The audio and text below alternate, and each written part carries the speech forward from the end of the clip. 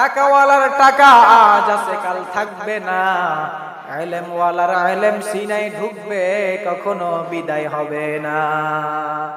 রাজিনা কিসমাতাল জব্বার ফিনা লানা ইলমুন ওয়ালিল আ'দায়ে মালুম ফাইন্নাল মালা ইয়াফনি আন করিবি ওয়া ইন্নাল ইলমা বাকিল লা ইয়াজালু।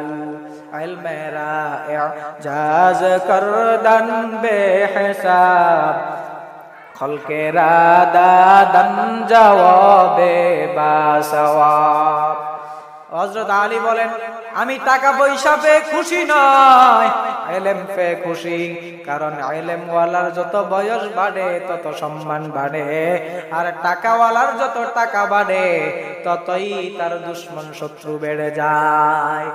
ইলমওয়ালার যত ইলম বাড়ে ততই বন্ধু বেড়ে যায়, ইলমওয়ালার যত ইলম বাড়ে ততই তার জুতা সোজা করার জন্য লাইন ধরে, আর টাকাওয়ালার টাকা যত বৃদ্ধি পায় ততই তার টেনশন বাড়ে।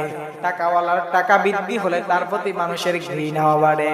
যদি টাকাওয়ালা ওরকম টাকাওয়ালা হতে না পারে, বলে আমি ওই টাকা পেয়ে খুশি নয় যে টাকা আমাকে জাহান্নামের মেহমান বানাবে। আমি ইলম পেয়ে খুশি, ইলম এত দামি সম্পদ।